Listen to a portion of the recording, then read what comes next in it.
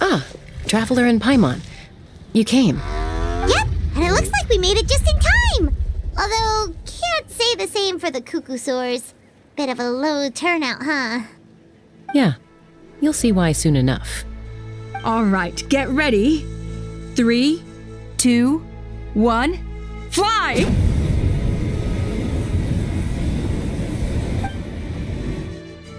Whoa! We're really flying! I feel light as a feather. I'm flying without a Cuckoosaur. These phlogiston wings are awesome! What's going on? Paimon can barely believe her eyes. How did they fly all on their own?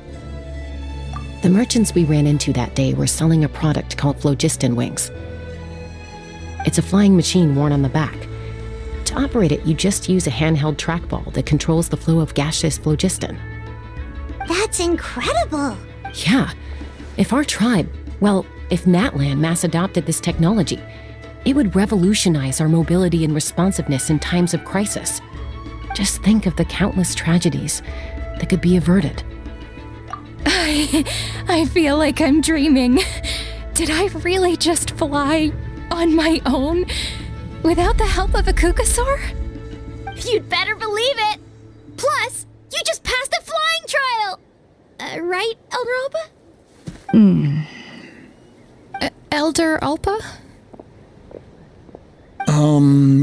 Should this really count as a pass if we did the trial using phlogiston wings? Why not? The scoring rubric is about flying performance.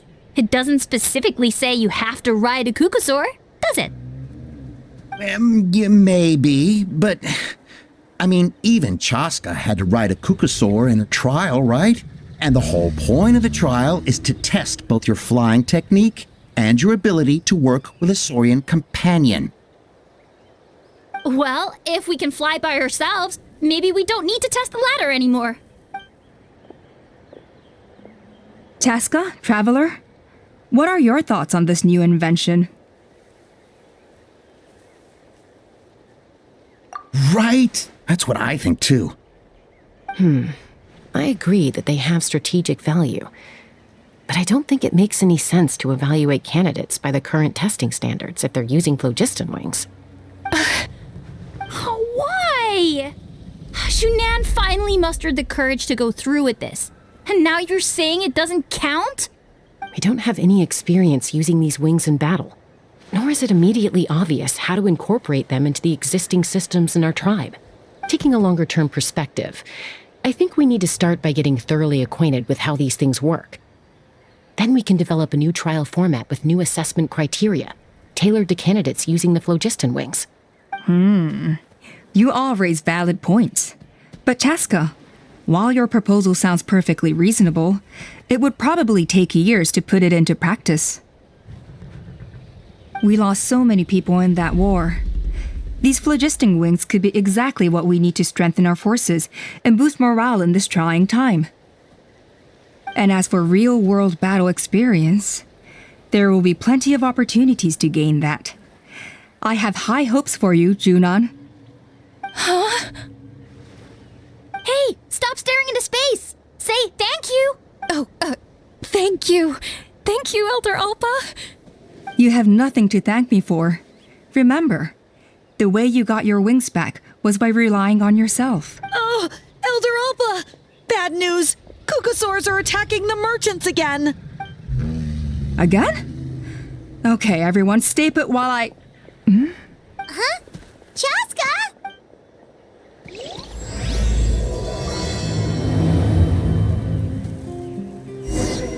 Why did Chaska rush off like that? And then Elder Alpa and the others too? Anyway, let's go see what this is all about.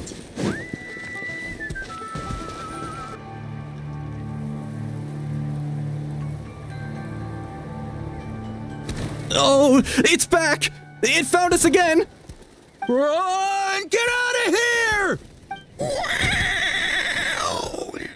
Curses. She's really riled up this time. Hey! Stop running! We'll never outrun a creature with wings! Get back here and let's fight! Stop! All of you!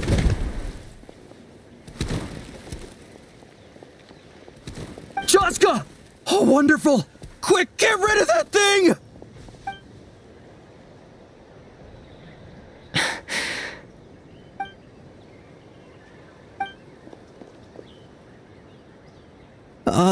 What's going on? Why isn't she doing anything? So it really is you. Sister. Wait, sister? That Kukusaur is Chaska's sister?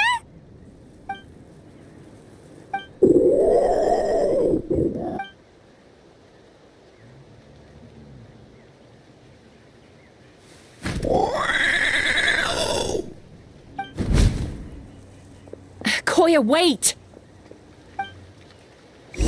Is Chaska gonna be okay?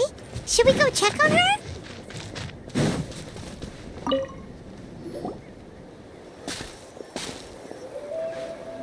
Chaska, are you okay? I'm fine. Sorry for making you worry. No point. She's an expert at hiding her tracks. Once she's shaken you off, you'll never catch up to her. At least, I always used to lose to her at hide-and-seek when we were kids. Well, yeah. You know I was raised by Kukusaurs. Anyway, she and I grew up in the nest together. Her name's Koya, and she's my big sister. We played together all the time, chasing each other through treetops or mountaintops. It felt like it would go on that way forever. Until the day I was sent back to live with the humans. Not all Kukusaurs are friendly towards people. Koya, for instance, she's fine with me because we grew up around each other, but she's not fond of other humans. When Mom decided to send me away, Koya strongly protested, and after I left, she became more and more reluctant to interact with humans. Maybe she thinks that humans stole you away from her. It's a possibility, but in any case, we still stayed best friends at first.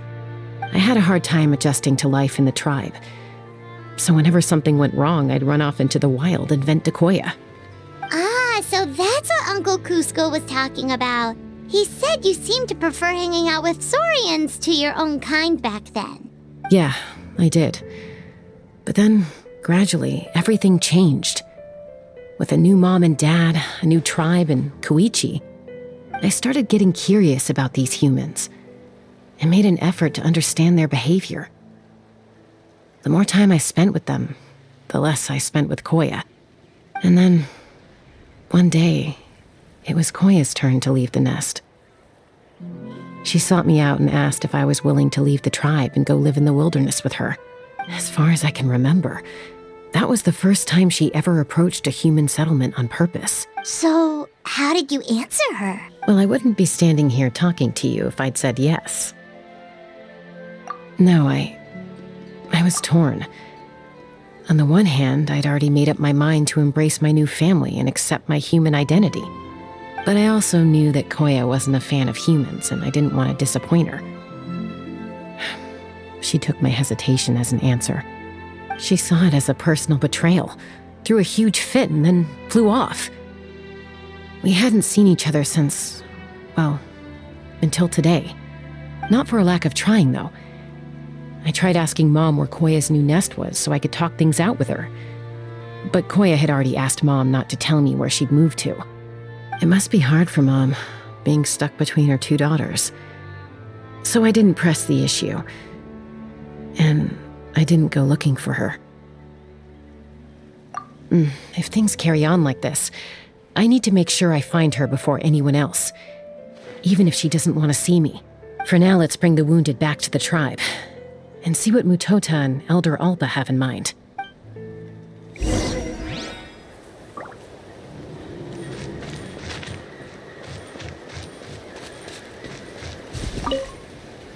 What was wrong with that Kukusaur?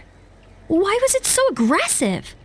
If we just let it escape back into the wild, who's to say it won't attack again?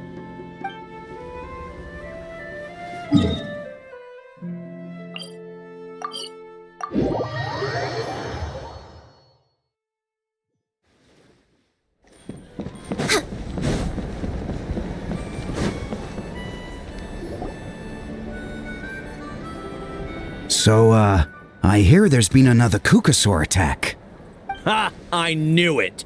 They're wild animals, and they can't be trusted. Hey, show a little respect.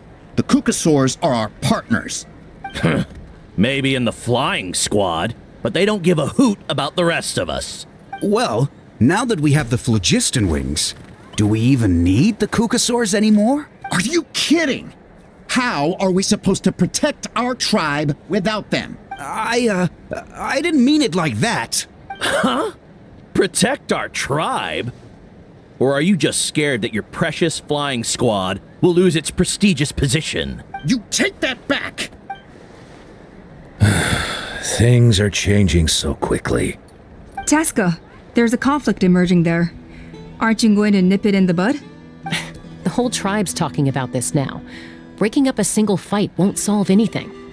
The real source of conflict here is the phlogiston wings. And what happened with Koya. On any other day, people would just brush this attack aside. After all, clashes between wild Kukasaurs and humans are no more common than those between people. But now that the phlogiston wings have entered the equation, it's sparked a debate over whether our tribe needs the Kukasaurs at all. I worry that we risk repeating the mistakes of the Cinder City. Back then, Lord Ochkan's hatred of the Saurians nearly destroyed the peace forged by the Pyro Archon, Chaska. To prevent things from deteriorating further, I'd like to task you with restoring peace to the tribe. I will. Traveler, you've already done so much for Natlan, and the Flower Feather clan has no right to ask more of you. But thank you. And don't forget about Paimon. Just leave this to us. This whole situation has unfolded so quickly that it's put us on a back foot. To tell the truth, it makes me a little suspicious. You think someone might have orchestrated all this? It's possible. Leave it with me. I'll look into it. Also, Chaska, could you try to keep a low profile while you're out there digging around? We don't want to give our hand away. I'll do my best. Okay, so where should we start? This all began with Koya's attacks. If we can find out what led her to do it, that should give us something to work with. Unlikely. Given how she reacted when I showed up, I don't think she's forgiven me. If you want to resolve a conflict through dialogue, sometimes you need a third-party facilitator. Let's go see my mom. We're way behind schedule.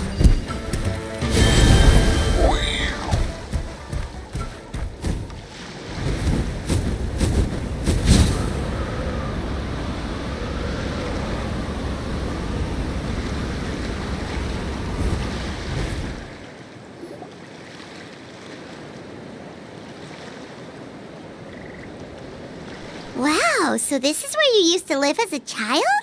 Mm-hmm. When I was little, we used to do this thing where I'd jump from the top of this tree, and Koya would fly over from the platform and catch me in midair. Or sometimes we'd both fly from the treetop together, and then after some aerial maneuvering, she'd throw me up onto that platform. After we got a bit older, we went to the nearby shores looking for even greater heights. Ah! Stop! You're gonna give Paimon a heart attack! Oh, really? I just thought it made a fun story. Then I'll share more with you when there's time. Anyway, back to the matter at hand.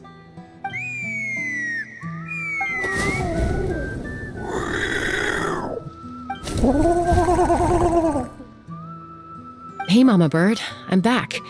My last visit was only a week ago, wasn't it? See? I visit you more than I visit Papa Cusco. I brought a couple of friends with me. These are the Traveler and Paimon. Traveler, Paimon, this is my mom. Her name is Chimpu. In the human tongue, anyway.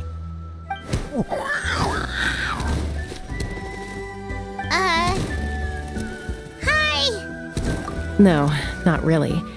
I don't speak it as such, but I can sort of get the gist. Although only with Mom and Koya, since I spent my formative years with them. Even then, it's basically a best guess based on their sounds, body language, and expressions. Seems to work about 9 times out of 10, anyway. As for whether Mom understands me, I can't always tell. But somehow we still manage to communicate. Call it the family bond, I guess. Don't worry. I'm doing well, but I think Koya might be in some trouble. I know she's never been a fan of humans, but she's never deliberately attacked them before either. What's behind this sudden change? Does, Auntie Chimpu know anything? Doesn't look like it. Koya hasn't visited her in a long time. Then, could you please tell me where she's living nowadays? I really need to talk to her. If this animosity between her and the tribe continues, then the next time there's an incident, I don't know if I'll make it there in time.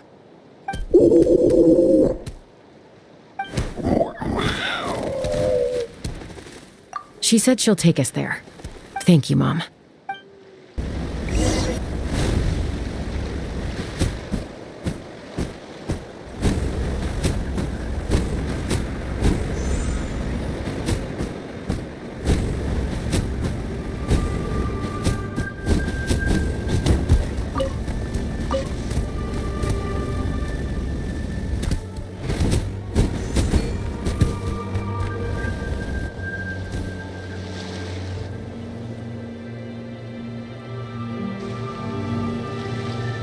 This is a really remote location.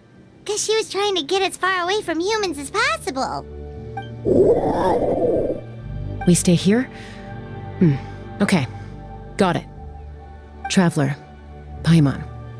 Mom says we should stay out of sight for now. She'll talk to Koya first. Koya is very hostile toward humans right now. So if we show up unannounced, it might just make things worse.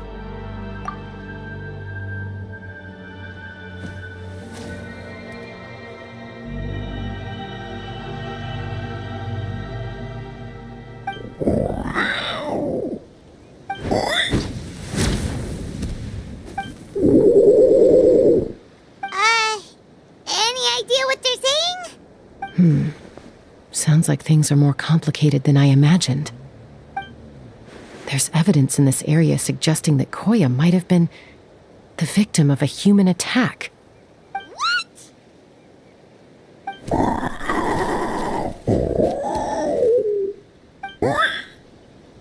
No! It's Chime, Koya's child. The attackers kidnapped her.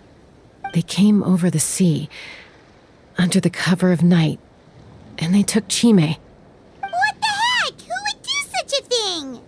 I searched day and night, and finally found them.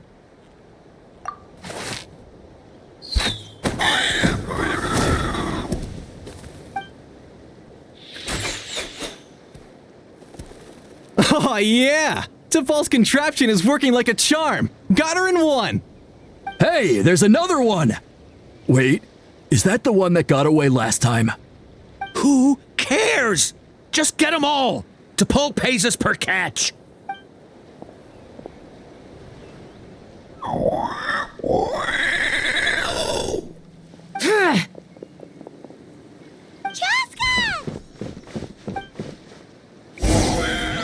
Chaska?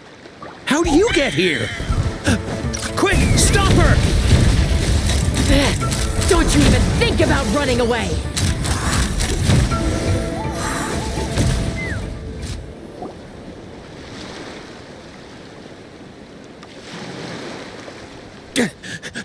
Don't come any closer, or I'll... Go, Phlogiston Wings! Take me out of here! Uh-oh, looks like it malfunctioned. This is bad. Mom and Koya are already injured. And if that thing explodes right next to them... Help! Elemental energy suppresses it! Please, someone! Get back!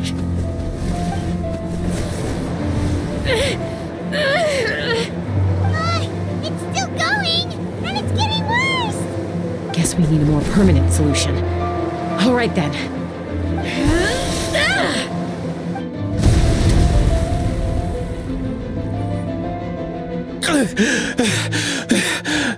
That was too close. I thought I was gonna die.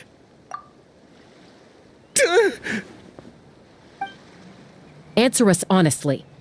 Were you the ones who attacked Koya before? I am... No, it was...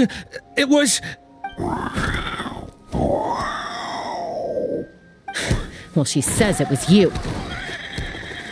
Just tell me, who sent you here? It was T'Pol. He told us to catch all the wild Kukasaurs we can find. And he also said that this Kukasaur has become a thorn in his side, so it needs dealing with urgently. T'Pol? Huh. Sounds familiar. But where from? He tends to send his orders in writing. He pretty much never communicates with us in person. When he does, he wears a mask to hide his face. And whenever we trade Kukasaurs for phlogiston wings, we deal with his henchmen. So you didn't even make those wings? All we did was slap some labels on them and transport them over here, to make them look like they're imported. To make it harder to trace their origins. I don't know, honest! Well, that's mighty convenient, huh? What about if I held a gun to your head? Would that change your answer? No need. I'm sorry. I'll tell you everything I know. T'Pol doesn't tell us much, but he always stresses that he wants them alive. So that gives us some clues. This is just a best guess, of course, but we suspect that the gaseous phlogiston stored in the trackballs is drawn directly from the Kukasaurs. What?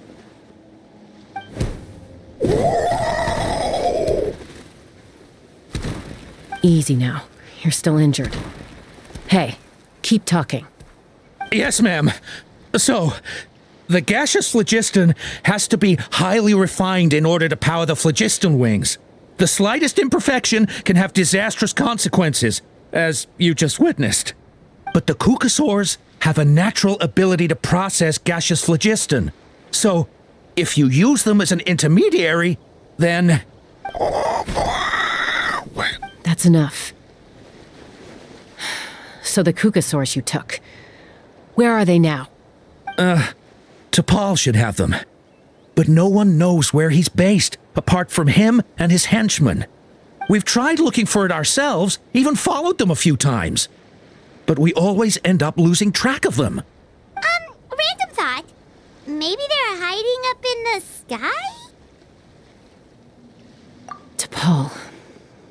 T'Pol. I'm sure I've heard that name. Maybe it was... Jaska, Traveler!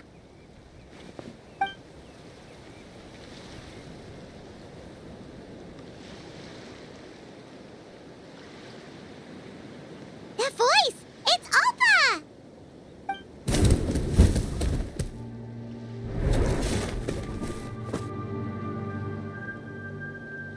Elder Alba? What brings you all the way out here? Well, I was patrolling nearby when I heard the sound of an explosion. What's going on?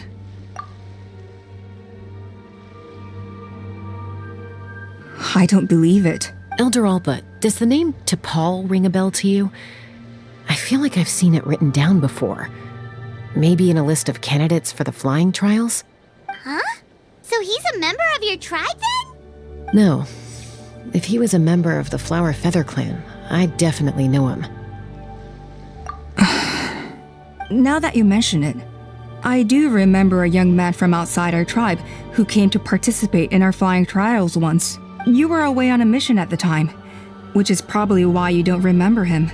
He was a craftsman from the Children of Echoes, but he'd always dreamed of soaring the skies, so he wanted to join our flying squad. The Children of Echoes? That's rare.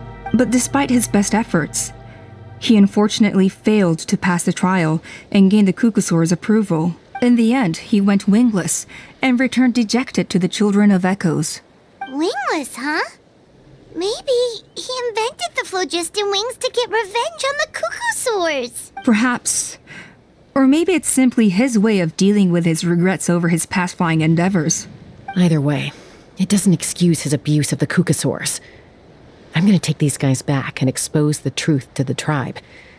It's time for this conflict to end. Easy, Chaska. Remember what I said about keeping a low profile? The ringleader still hasn't shown himself, and this man's allegation about powering the phlogiston wings with cucosaurs is only speculation. Bringing these men to the tribe now won't win over any current supporters of the phlogiston wings. In fact, it may even escalate the conflict further. After all, many are mistrustful of the cucosaurs after recent events. Is that why T'Pol waited until now to try to capture my sister? I don't know. I mean, he did tell us to spread negative rumors about the cucosaurs and slip some mora to anyone opposed to them, but... Koya only attacked humans because they stole her child! Nevertheless, we will be hard-pressed to change people's minds while emotions are running high. Unless we have irrefutable evidence. Bravo! My thoughts exactly. In the meantime, leave these men with me. I'll escort them back to the tribe. I'll take the other members of their crew into custody too. They won't get another chance to stir up trouble. Fair enough. I guess finding T'Pol is going to be the key to resolving this conflict. Let's hope the Children of Echoes have some info on him. Sorry, whatever it is, it'll have to wait till this is all blown over. I have to fix this situation before it spirals out of control. Mom, sis, rest up and get well soon. I gotta fly.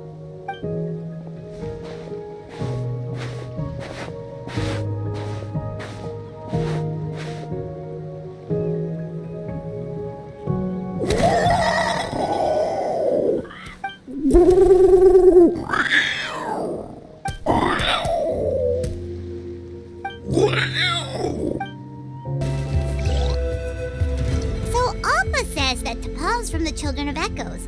But how do we track him down? Just ask around until we find him? Let's start by talking to someone we know. It'll be faster that way. At this time and place, I'll bet the easiest person to find is... Wakey, wakey, Shilonen! Oh, it's you. Okay, give me a second. I'll come down.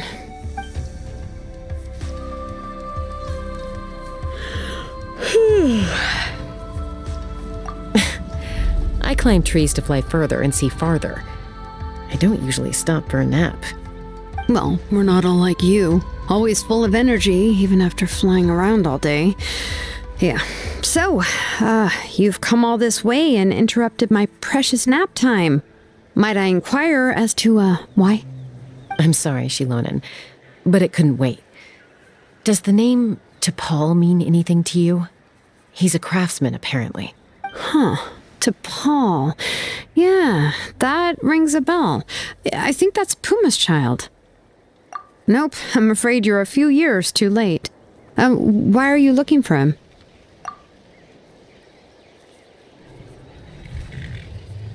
Huh, phlogiston wings.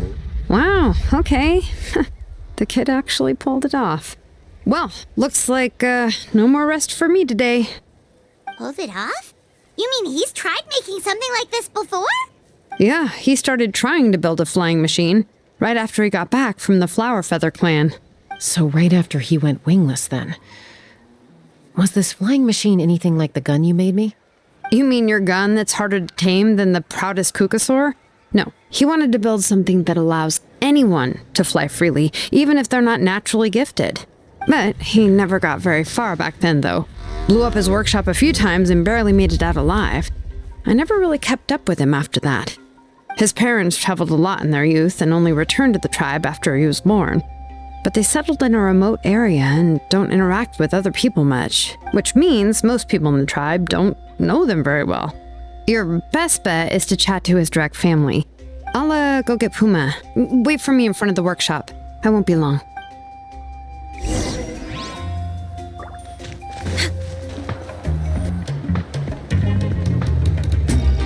I'm back. Allow me to introduce T'Pol's mother, Puma. Hello, we're... Oh, save the pleasantries. I don't want to spend any longer talking about that boy than I have to. Huh? I disowned him long ago. He is no child of mine. All he cared about was his pipe dream of reaching the sky. Oh, we tried to talk sense into him, but he was obsessed.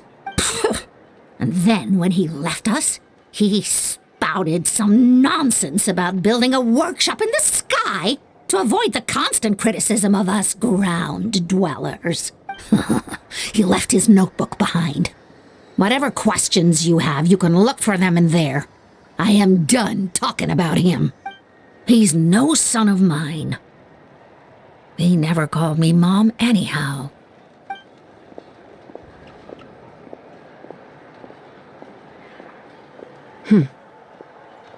Wow, they've really fallen out. Paimon sure wasn't expecting that. Her husband, T'Pol's father, he passed away recently, and T'Pol didn't even bother to show his face at the funeral. If you ask me, that was probably the final straw for Puma. I'll go keep her company. If there's anything else you need, just come and find me. Thank you. Okay, so this notebook is the only lead we got now, right? What's in there?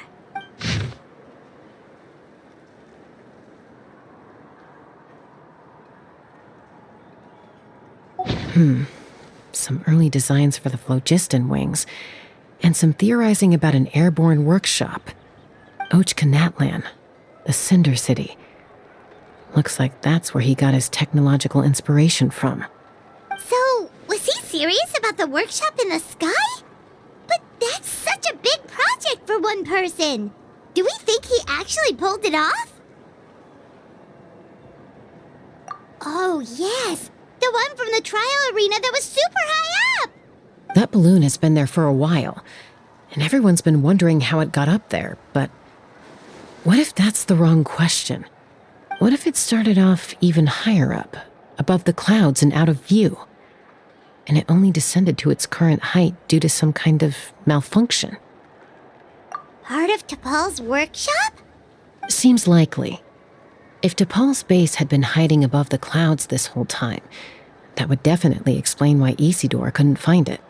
I totally called it!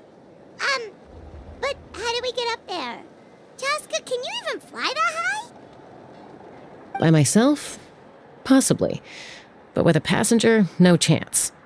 I doubt even phlogiston wings could take you up that high.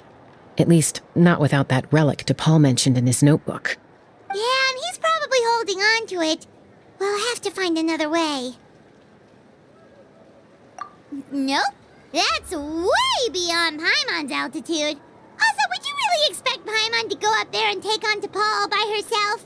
Let's not worry. Just because we can't think of a solution doesn't mean no one else can. I'm not the only flying expert in my tribe, you know. Oh, good point. We should go ask Elder Alpa! And Mutoda. He was quite the flying ace back in the day, too.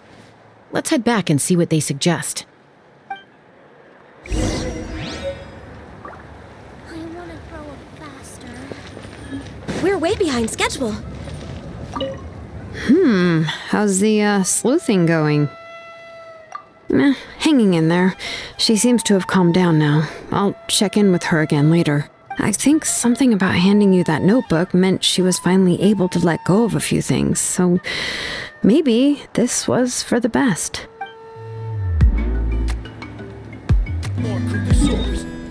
Chaska, you're finally back. Things are getting really tense in the tribe.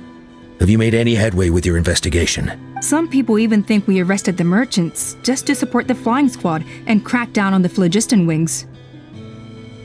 We found some promising leads, but there's a major obstacle standing between us and the irrefutable evidence we need.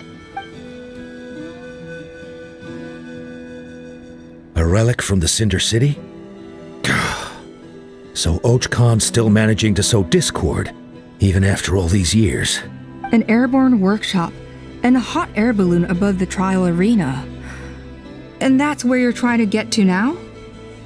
Neither phlogiston wings nor a Kukusaur can take you that high up. Do you really think that's where T'Pol is hiding? You know what? There might just be a way. Really? Do you still remember those spouts in the arena? When they were all blocked, the gaseous phlogiston was trapped and unable to flow. But now, it's flowing freely. If we were to block them up again... You mean all of them except the one at the very top of the arena? To build up the pressure there? Precisely.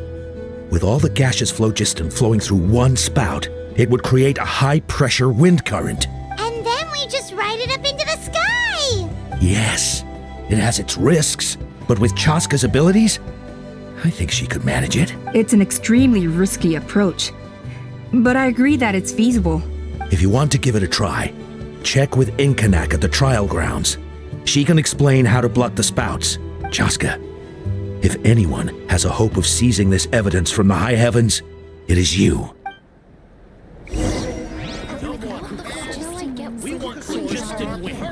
Bad-mouthing the Kukasaurs, going a step too far.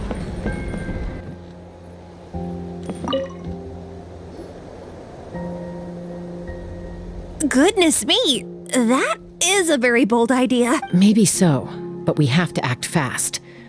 What's the quickest way for us to block off the spouts? From a technical perspective, I'd have to advise taking some measurements and carefully planning this out first. But I'm guessing that's not what you want to hear. Then we'll have to take the rough and ready approach. See the solid phlogiston over there? Our prior inspections revealed that some kind of stable structure has formed inside, making it highly damage resistant. It's not without its weak points, but unless they're all struck at the same time, the structural integrity won't be threatened. So, what happens if we do strike them all at once? It'll collapse. Okay, I see where you're going with this. Yeah, you got it. As long as you hit all the weak spots at once from the right angle, the solid phlogiston will fall right on top of the spout and block it up. You're right about rough and ready. Sounds like my kind of plan.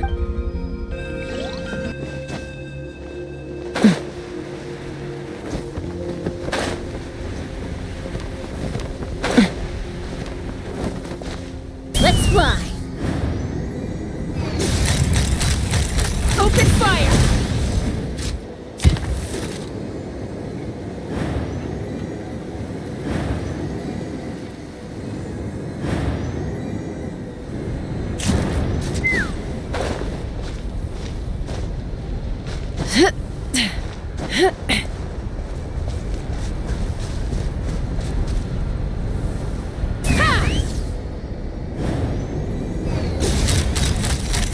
Locked on!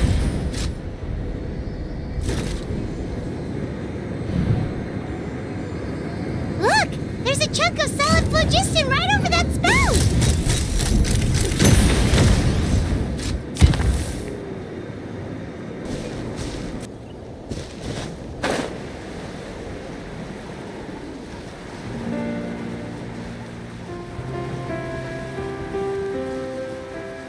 Let's fly!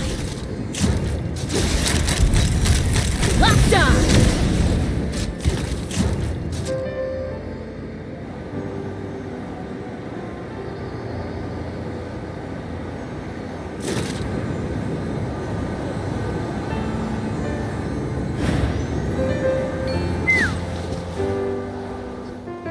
It actually worked!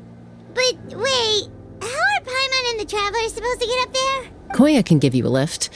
She's actually been following us this whole time. Wow, Paimon didn't notice at all. Well, probably because she didn't want to get too close to humans. Or maybe just me. But right now, we need her power. Whoa, you didn't even have to summon her. Yes, up there. That's probably where Chime is. All right, let's go have a little talk with this T'Pol.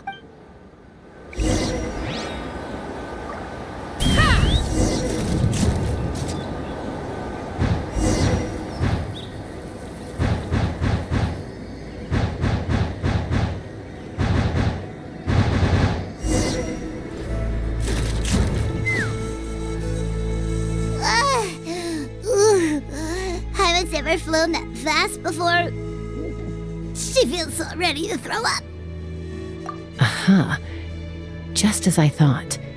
It might look like a regular hot air balloon from the outside, but up close, it's clearly been heavily remodeled.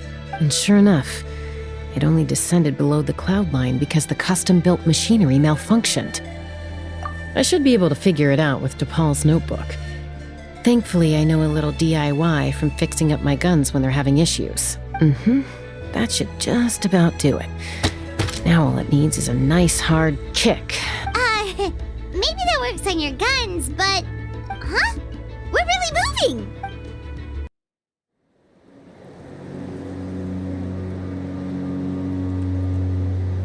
Here it is! The workshop in the sky!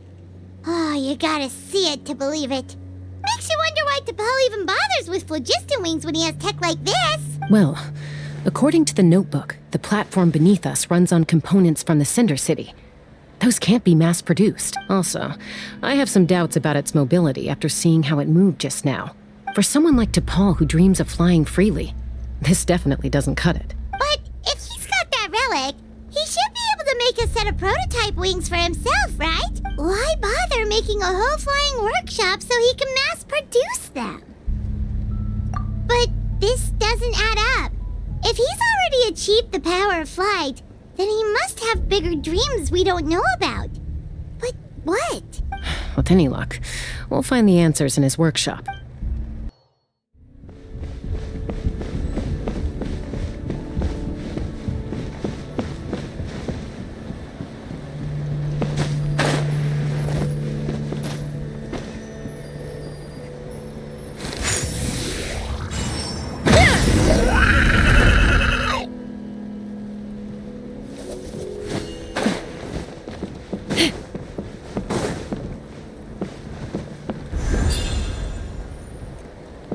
Let's fly!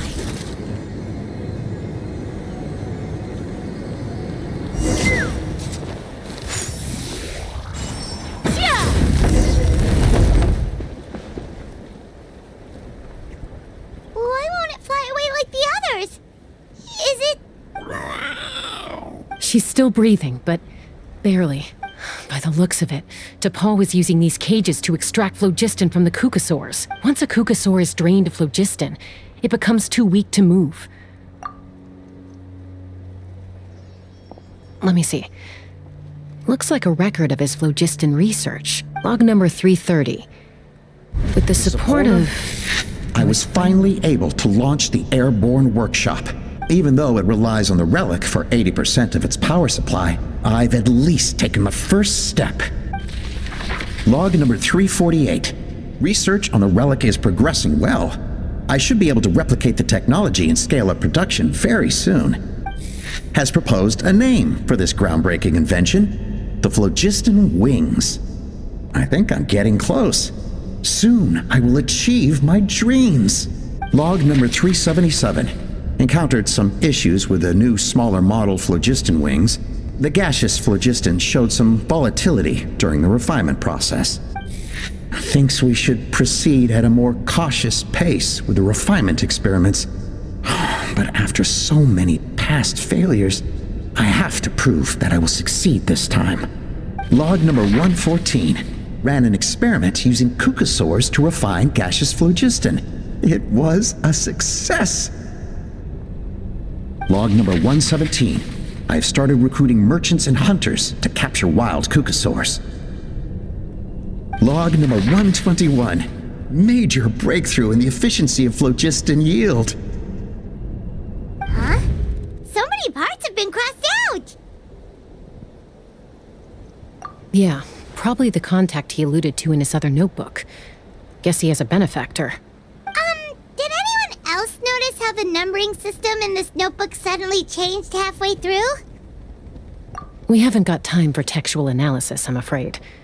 Grab the notebook and let's press on.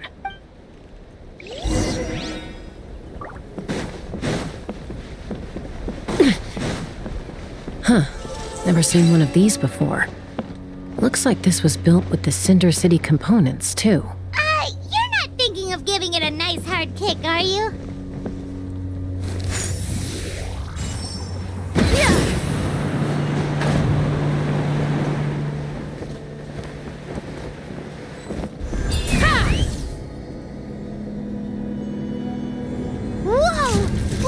What's that mechanism doing? It's asking for a nice hard kick where it hurts. Aim for the weak spot.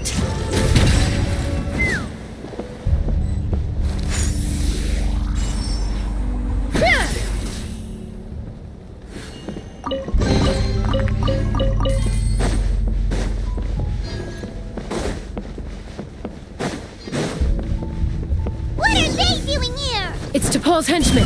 He must have brought them here using the relic in his prototype wings. Watch out!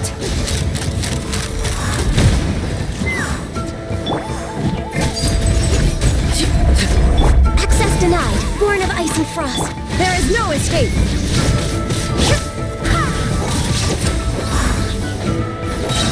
Barbados, guide us. Next on the agenda, access denied.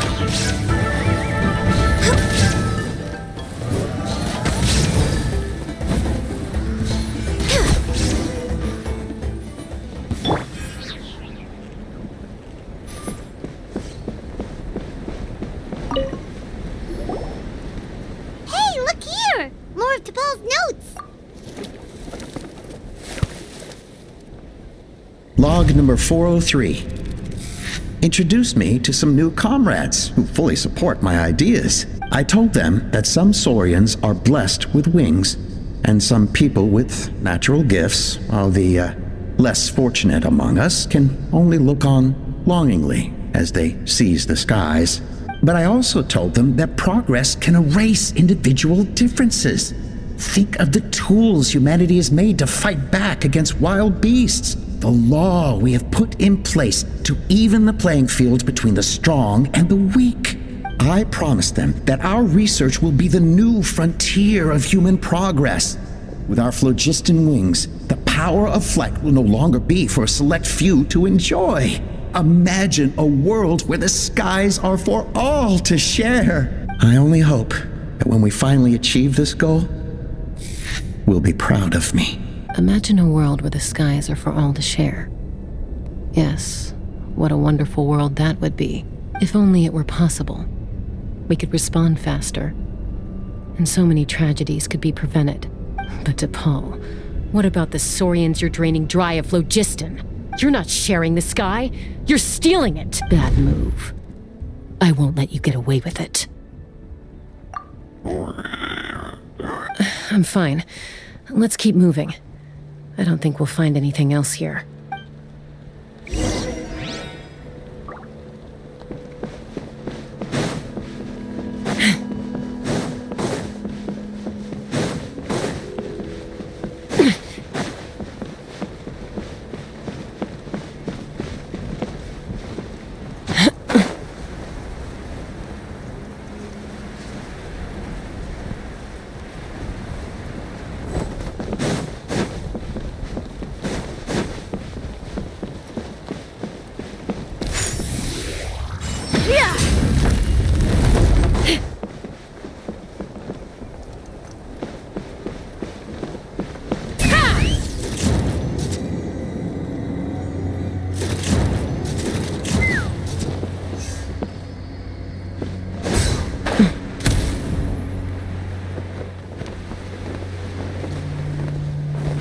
Let's fly.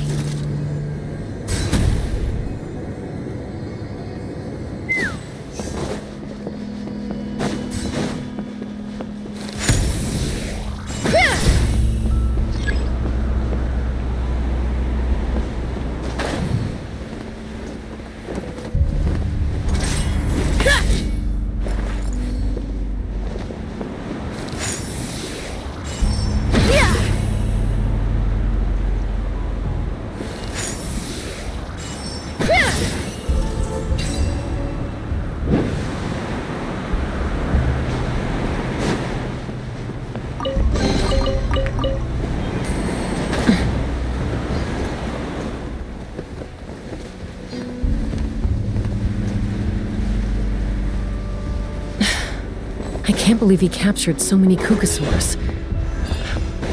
But right now, we have to focus on solving this problem at the source.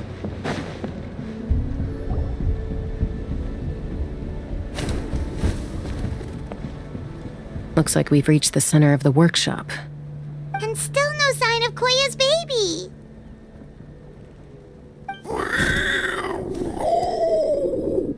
Let's search this area for now. If we still can't find Chime, we'll double back.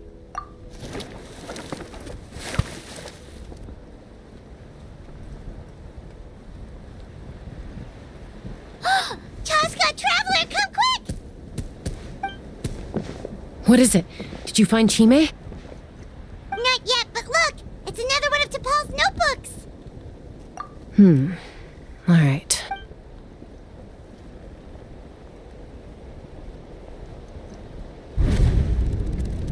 Log number 428. We decided to restart the experiments on phlogiston refinement, but without telling.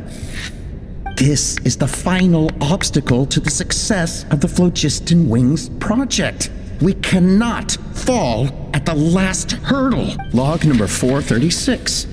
Earlier today, suggested using cucosaurs as an intermediary to extract refined phlogiston.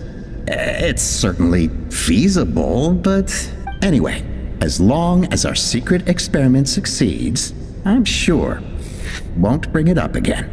Log number 443. We will conduct the experiment tomorrow. But birthday is coming up, so hopefully we'll have a birthday surprise for her. Log number 444. Huh? Why is this log empty? I guess whoever wrote down the log number was prevented from recording the results.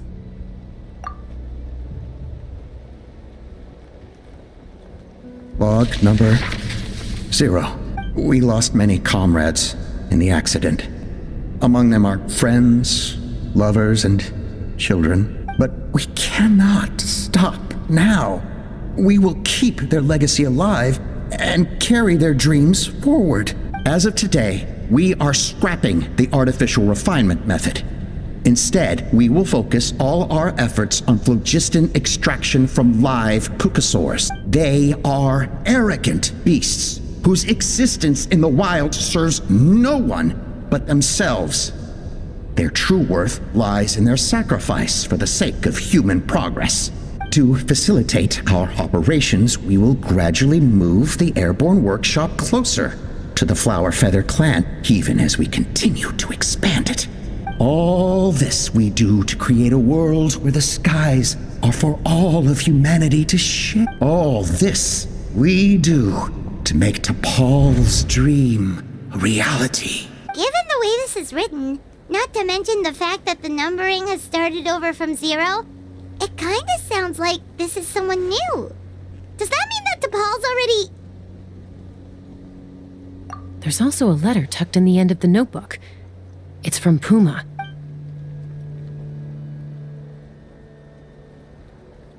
T'Pol, I don't know where you are right now, so I don't know how to reach you.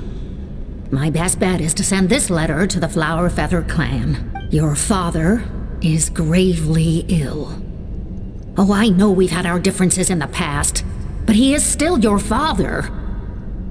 Won't you come and visit him? Please. I know you never liked him and cared even less for me. All you ever yearned for is the sky. And your birth mother. But we'll still be waiting here for you if you do come back. This may be the last chance you'll get to see your father. So Puma's not T'Pol's real mom? Huh. Well, she did say he never called her mom, but I'm gonna assume she was just venting. We know that T'Pol's father passed away quite recently, and this letter looks recent. By contrast, the writing in this notebook is old and faded. It looks like the real reason T'Pol didn't attend his father's funeral is because he'd long since passed away himself. If we ask ourselves why this letter was sent to the Flower Feather clan, why T'Pol always yearned for the sky, and how he got his hands on a relic from the Cinder City, it all points to one answer. That's right. T'Pol was my child. He was born during my days as a wingless wanderer. His birth gave me new hope. I wanted to become the kind of mother who spent her days as a valiant rider, soaring the skies. Not an aimless, wingless nobody, but his father wanted to settle down, to give his child a safe, sheltered life in his tribe. We fought about it constantly, until the love we once had for each other was gone. He started a new family, with another traveler who was also looking to return home. And I went back to the Flower Feather clan, alone. Alba? I had no idea that despite being raised among the children of echoes, my child still harbored dreams of the skies. Can you imagine, Chaska? The joy and surprise I felt when he showed up at my door, asking to join the flying trials. Or how proud I was when he said he wanted to prove his own worth, rather than relying on my position as elder. And then the anguish that overcame me when he was rejected by the Cucusaurs and became wingless, just as I had after my injury. You've got a lot of nerve showing your face here. Don't take this the wrong way, Chaska. I'm not here for a fight. I just want to talk. Isn't that your preferred way to resolve things? I trust you've learned of Tepal's wish on your way here. A world where the skies are for all of humanity to share. If only his dream can be realized, no one will ever have to lose their wings again. Our aerial prowess will be greater than ever before. War will never again come at such a great cost. The loss of Koichi is a tragedy that need never be repeated. So tell me, Chaska, do you really wish to see the phlogiston wings forever grounded and gathering dust? Nothing you've said excuses all the conflict you've caused. You mean the argument back at the tribe? It was a necessary measure. Sometimes this is the only way to accelerate the pace of progress. Is a mother harming her children when she coaxes them into swallowing a bitter pill? Of course not. It is a brief moment of suffering for the greater good, and the child would come to understand this in due course. The phlogiston wings are that bitter pill. We will never progress as a tribe if we cling to the scraps the Cucusaurs offer us. Once the people have embraced the phlogiston wings, they will never look back. Even if they learn how the refined phlogiston is sourced, they will convince themselves that the sacrifice of a few Cucusaurs is a small price to pay for our dominion over the skies. But this I had not anticipated. I barely had the chance to introduce the phlogiston wings to the tribe before you found this place. Your plan was hardly foolproof. Yet, it can still be salvaged. Chaska, traveler, you are the hope of humanity. I'm sure you have your doubts about my methods, but know that my love for humanity and for Natlan is genuine. You know me, Chaska. And you know that I've always treated everyone in the Flower Feather clan as my own children, as fellow humans. Surely you can understand my perspective. Ulpa, Natlan doesn't belong to humans alone. And truthfully, neither do I. How many times has the Abyss invaded Natlan now? And yet despite how much stronger it is than us, Natlan still stands as a nation of humans and Saurians. Peace imposed by force will crumble in a matter of days, because social bonds are what hold a civilization together. Weren't you the one that taught me that? And yet you would break the bond we share with our Saurian companions to take more power for ourselves? That's as stupid as hacking your own arm off to use it as a club.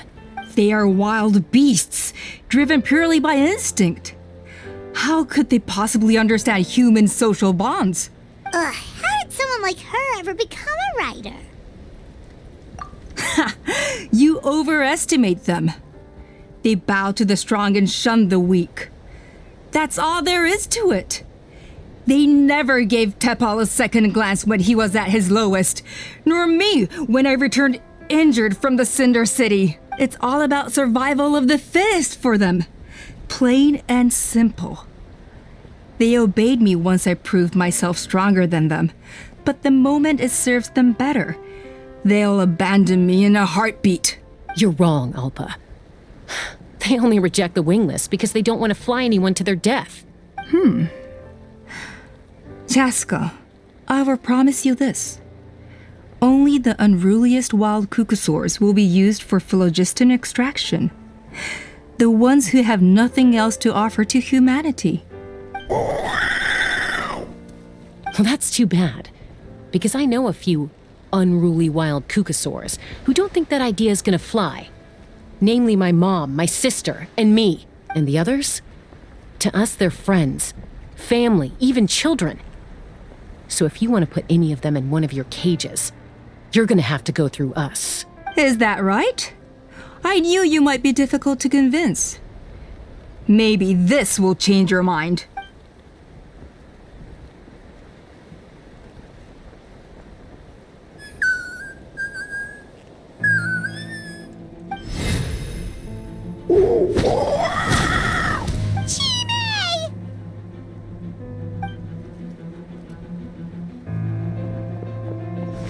Opa! Careful! Don't make any rash decisions. Unless you want to see her suffer. Oh no, that's one of the extraction cages! I told my subordinates to take control of the tribe while I was away. Luckily for them, our strongest warrior and our most powerful ally aren't there to stop it. Take control? What are you planning to do with Mutota and his supporters? Merely accelerate their inevitable downfall. They cannot stand in the way of progress forever. It is not the move I wish to make, but I'm afraid you and your friends force my hand. And since you insist on opposing me too, I have no choice but to keep you here until the dust has settled. So that's what you meant by I just want to talk. You never intended to negotiate. You just wanted to stall us. No, Chaska. I genuinely hoped I could win you over. You are the strongest warriors we have. Put down your weapons, and I promise you that no harm will come to this young Saurian. I just need you to stay here for the next couple of weeks or so, while my people consolidate their power. Then, I will give her back to you, and you'll be free to leave. As long as the majority supports our vision, even the Pyro Archon cannot meddle in our internal affairs. Your vision is deranged, and the Flower Feather Clan will never support it. You sure about that? Then wait here and see. Time will tell. What do we do? Even if the whole tribe fights back, Mutota's in grave danger! Stop delaying the inevitable! Drop your weapons and get into the cages, now! She's still holding Chime hostage. Is there really no other way?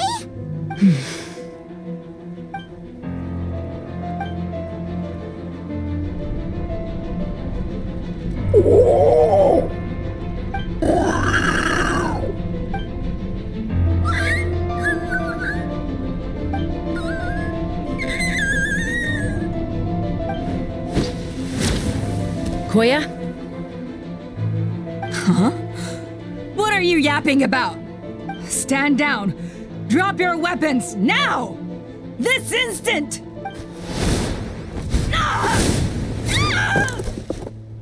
No! The relic!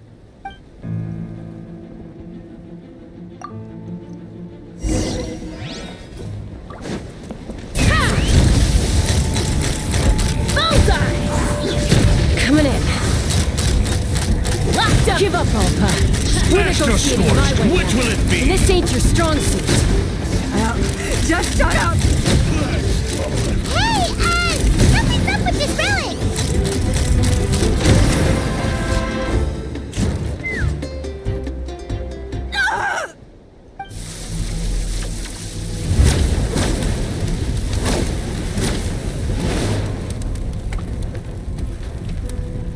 No! What is she doing? She'll bring us all down with her! But why? We stabilized the relic! Maybe it got damaged in the fight. If we don't think of something fast, this whole workshop is gonna fall apart. No. They're directly beneath us. My beloved tribe!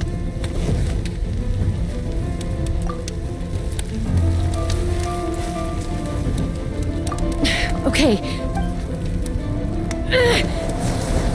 It's too powerful.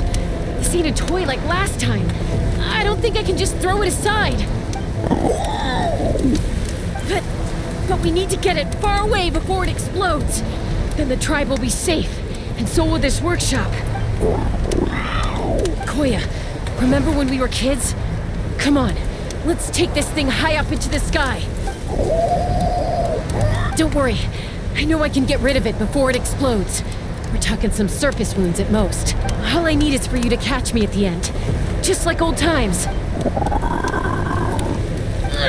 I can't hold it back anymore. We have to go. Don't be insane! Alpha! What are you... You're a fool, Chaska! Why would you choose such a risky solution? We cannot entrust the safety of our tribe to this wild Saurian! I'm the fool! You really think you can stand a better chance than me? Sure, it may be asking too much for an ex-wingless to escape the blast radius in time, but I can fly it a safe distance away, even if it's the last thing I do.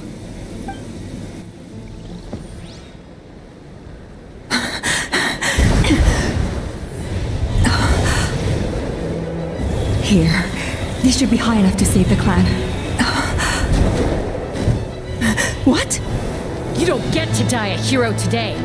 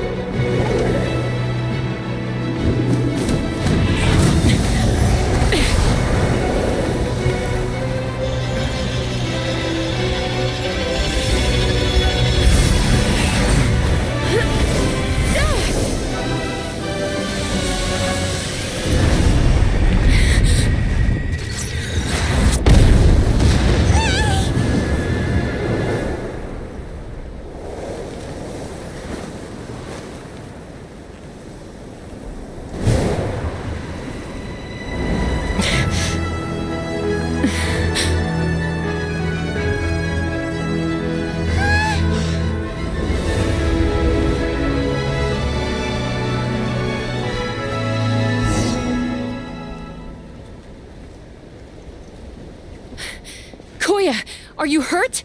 Let me take a look at you. What do you mean, I'm fine? Didn't I tell you to catch me on your back? Why did you try to shield me from the blast? Accident? Yeah, right. Seriously, you're as stubborn as ever. Chaska, Koya! How are things looking here?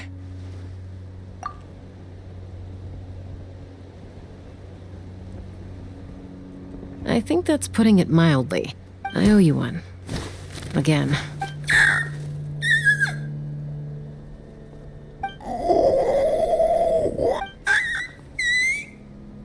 Oh, but be honest. Do you still think Kukasaurs can't form bonds? Mom, I'll figure out the refinement problem. I'll find a way. You don't need to worry about it. I just need some more time. That's all I ask. Please just trust me. Just this once.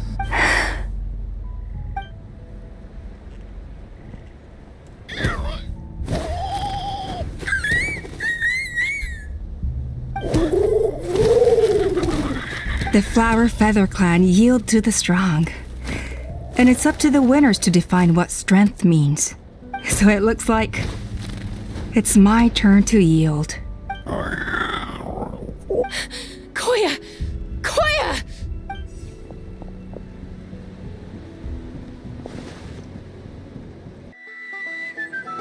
So, you're absolutely sure it's not because of the explosion?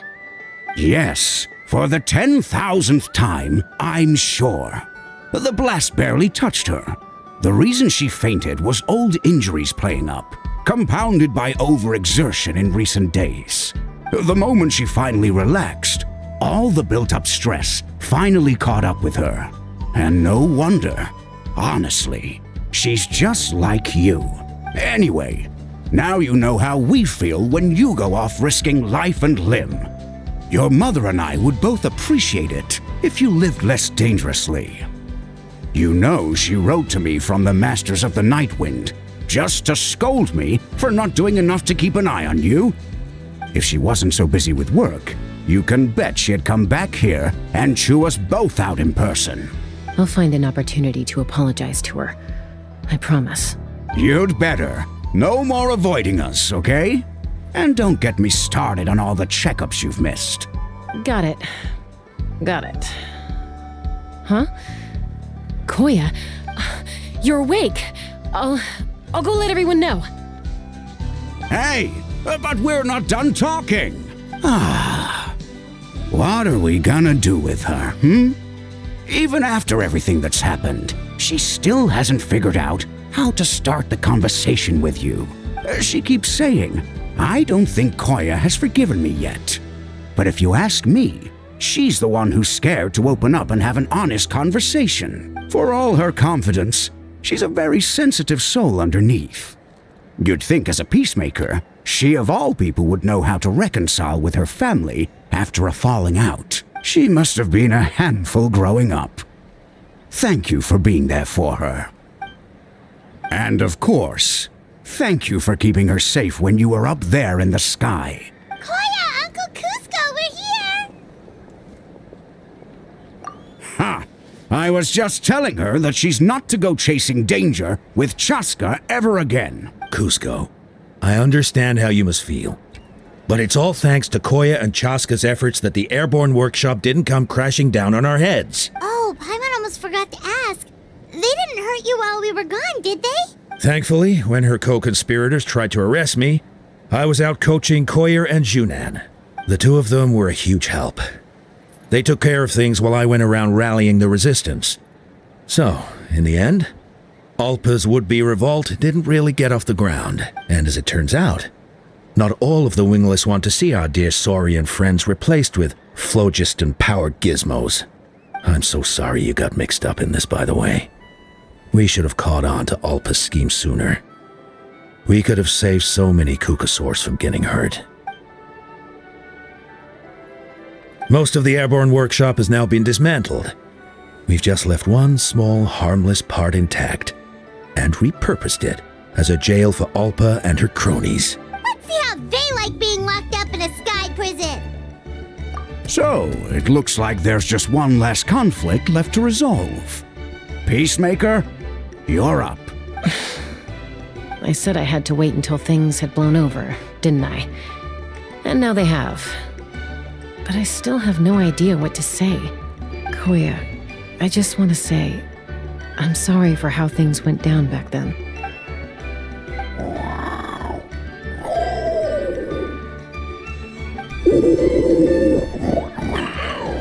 Huh? Does this mean you're not mad at me anymore? There's that family likeness coming through again.